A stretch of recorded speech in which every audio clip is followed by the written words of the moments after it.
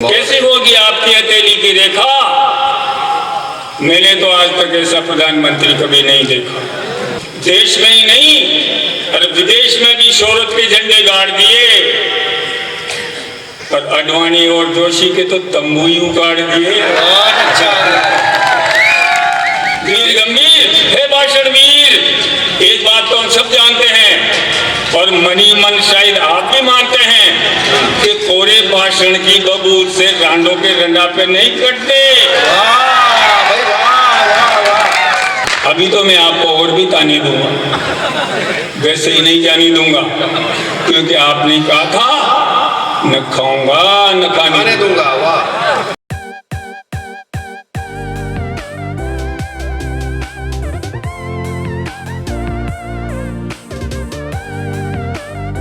अब देखिए, मैं एक ऐसे कवि को आपके बीच प्रस्तुत करना चाहता हूं जो मंच के सबसे बुजुर्ग कवि। और मनीष भाई, जितने काम इस देश में गलत किए सब बुजुर्गों ने किए, युवाओं की कोई गलती नहीं। आप देख लीजिए, बिगड़ने की शुरुआत हुई तो ऊपर से हुई। सबसे पहले 84 साल की उम्र में बिगड़े थे स्वर्गीय नारायण दत्त तिवारी।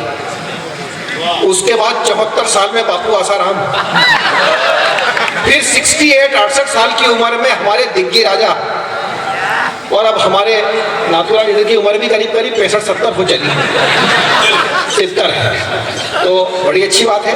और मुझे तो साहब आपकी एक बात बताता हूँ, मुझे मनीष जी मेरे दोस्त हैं पुराने, मुझे उनका दिवाली पर SMS आता है मुकेश जी का, मनीष जी का। अब ये उनके मन की बात है, ताली उनके खाते में जाए। वो लिखते हैं, डियर अशोक भाटी, भगवान ने सबसे पहले इंसान को बनाया, भगवान चैन से सोया, फिर भगवान ने संसार को बनाया, भगवान भी चैन से सोया, इंसान भी चैन से सोया, और अंत में भगवान ने औरत को बनाया। तब से ना तो भगवान चैन से सोया।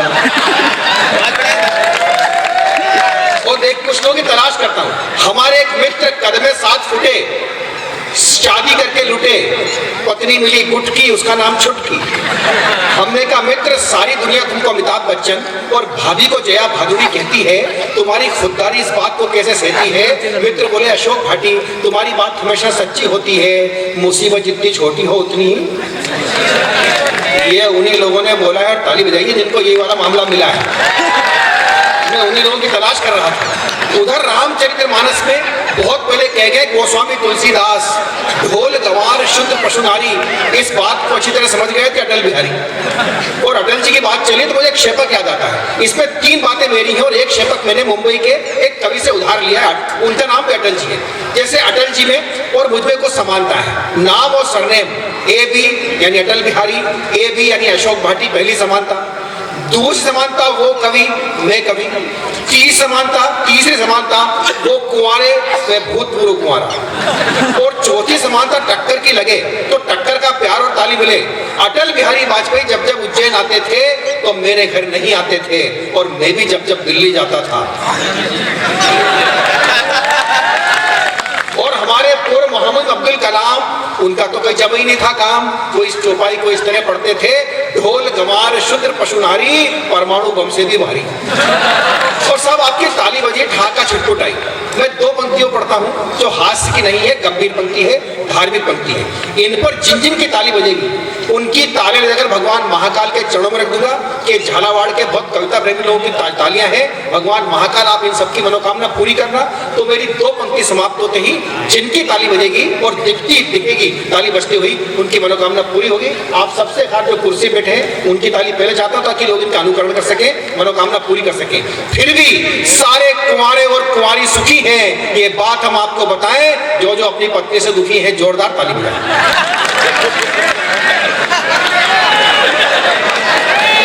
सबसे ज्यादा तो शुक्ला जी ने टूटी है, उनके पास मुकेश जी वाला सारे ताली सब बजा रहे हैं। कोई आड़ में जाके बजा रहा है, कोई इधर जाके बजा रहा है, ताली सब बजा रहे हैं। तो मैं ऐसे कवि को पेश करता हूं दोस्तों, जिन्होंने पिछले 7 अक्टूबर को कविता पढ़ी 12 मेले में, और आज 18 लाख लोग उस कविता को देख चुके हैं। ऐसे बुजुर्ग कवि जो आपके बीच बैठे हुए नाथूलाल जी निडर, मैं उनसे करता हूं प्रार्थना, वो आए और युवा होकर इन युवाओं को सुनाए कविता। आपसे मेरी प्रार्थना है कि एक बार जोरदार तालियां नाथूलाल निडर जी के सम्मान में बजा दें, अच्छी तालियां। कहा ये सब पियक्कड़ है, मंच में जितने भी विराजमान हैं सब पीने वाले हैं। और पीते हैं या नहीं पीते? मैं अपनी बात कर रहा हूँ, मैं पीता हूँ। किस लिए पीता हूँ कि दिए को लौ से हटाने के लिए पीता हूँ, राज को आम बनाने के लिए पीता हूँ। वाह, लोग तो होश गंवाने को ही पीते होंगे, मगर मैं होश में आने के लिए पीता हूँ। वाह, क्या बात है। 4.5 साल पहले हमने एक नारा सुना था, अच्छे दिन आएंगे। 6 अक्टूबर को राजस्थान में अच्छे दिन आए, जब आचार संहिता की घोषणा हो गई, चुनाव की घोषणा हो गई। वाह, जितने भी बेरोजगार थे, जितने भी मजदूर थे, सबको रोजगार मिल गया। आज जितने भी प्रत्याशी हैं, धूंधाड़ो कर रहे, जो लाडू बाटी बना रहे, जो कोई कट्टे बाटी बना रहे, माँ की लारा रैली में चाल लीजिए, माँ की लारा रैली में चाल लीजिए। सब कुर्सी की लड़ाई है, कुछ भी नहीं है। और ये नारा दिया था हमारे आदरणीय प्रधानमंत्री मोदी जी ने। मैं बहुत खुश हुआ, लेकिन ये अच्छे दिन आने में 4.5 साल लगे। मैंने मोदी जी को एक चिट्ठी लिखी है, दोस्तों। भाटी जी ने कहा कि 18 लाख, मेरे ख्याल से चुनाव आते हैं तो 1 करोड़ लोग देख लेंगे उसको। शुभकामनाएं। आप सुनो, बहुत सारा व्हाट्सएप पे एक मिनट देख लियो। वो जगन्नाथ जी जा रहे हैं। मुकुट बिहारी जी के पिताश्री पधार रहे हैं। वाला दीन दयाला भारत के हितकारी, कैसी होगी आपकी हथेली की रेखा? मैंने तो आज तक ऐसा प्रधानमंत्री कभी नहीं देखा। आपने तो लोकप्रियता के सारे रिकॉर्ड तोड़ दिए। महात्मा गांधी, जवाहरलाल नेहरू, अटल बिहारी वाजपेयी सब पीछे छोड़ दिए। देश में ही नहीं, अरे विदेश में भी शोहरत के झंडे गाड़ दिए। पर अडवाणी और जोशी के तो तंबू ही उखाड़ दिए। देश में ही नहीं, आपने तो विदेश में भी शोहरत के झंडे गाड़ दिए, और अडवाणी और जोशी के तो तंबू ही उखाड़ दिए। और तो और, आपने तो भारत के पवित्र संविधान और सुनहरे इतिहास के पन्ने ही फाड़ दिए। धीर गंभीर है भाषण वीर। क्या बात है, क्या बात है। भाषण वीर, केवल भाषण देने नहीं वीर है। धीर गंभीर है भाषण वीर। एक बात तो हम सब जानते हैं, और मनी मन शायद आप भी मानते हैं, कि कोरे भाषण की बबूल से रांडों के रंडापे नहीं कटते। धीर गंभीर है भाषण वीर। एक बात तो हम सब जानते हैं, और मनी मन शायद आप भी मानते हैं, कि कोरे भाषण की बबूल से रांडों के रंडापे नहीं कटते, और गरीबों के पेट नहीं भरते। और अच्छे दिन आ जाते तो हजारों किसान आत्महत्या नहीं करते। बढ़िया बात है। अच्छे दिन आ जाते तो हजारों किसान आत्महत्या नहीं करते। आपका ओजस्वी भाषण, धीरे धीरे आराम से, आपका ओजस्वी भाषण कमजोर दिल वाले नहीं सुन पाते हैं। मेरे बच्चे तो आपका फोटो देखते ही बेहोश हो जाते हैं। आपकी कर्कश आवाज से बस टीवी का स्पीकर भी बर्राने लगता है, और कभी कभी तो मेरा भी कलेजा थर्राने लगता है जब आप अपने सीने की चौड़ाई बताते हैं। वाह यार नरेंद्र भाई, मेरी एक बात समझ में नहीं आई कि आप जब भी स्टेज पे भाषण करने जाते हैं, ये 56 इंच का सीना किस लिए दिखाता है? वाह वाह। क्या कुश्ती लड़ोगे? आप विकास के एजेंडे पर आगे बढ़ोगे? आप विकास के एजेंडे पर आगे बढ़ोगे, या पूरे 5 साल तक माइक पर ही उठ के पढ़ोगे? बहुत अच्छा। विपक्ष तो आजकल छुट्टी में देश आपकी मुट्ठी में है।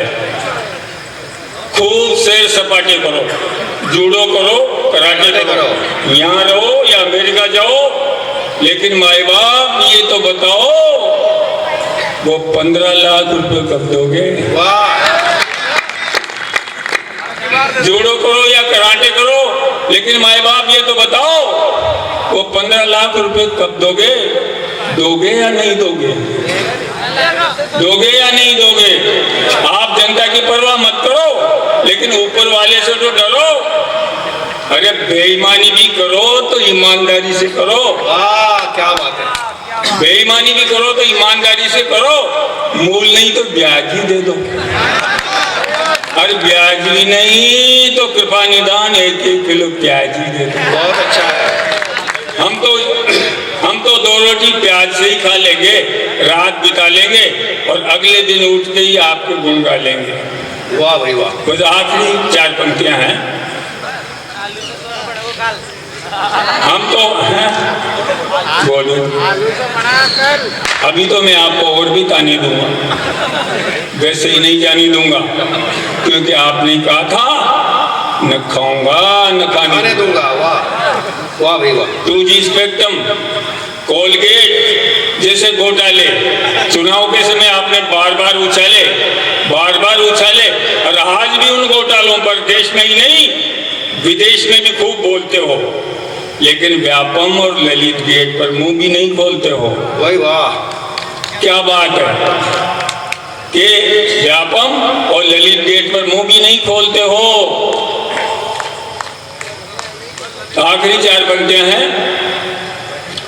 खूब सुन ली मैंने आपके मन की बात, खूब सुन ली मैंने आपके मन की बात, लेकिन मेरे मन की भी सुन लो। आप भाषण और विकास दोनों में से एक को चुन लो। क्या बात है। वरना ये पब्लिक है, सब जानती है, वक्त आने पर किसी की नहीं मानती है। वाह। यहाँ 5 साल में एक बार हर नेता को परीक्षा देनी पड़ती है, फिर काठ की आंधी दोबारा नहीं चढ़ती है। बहुत अच्छा। काठ की आंधी दोबारा नहीं चढ़ती।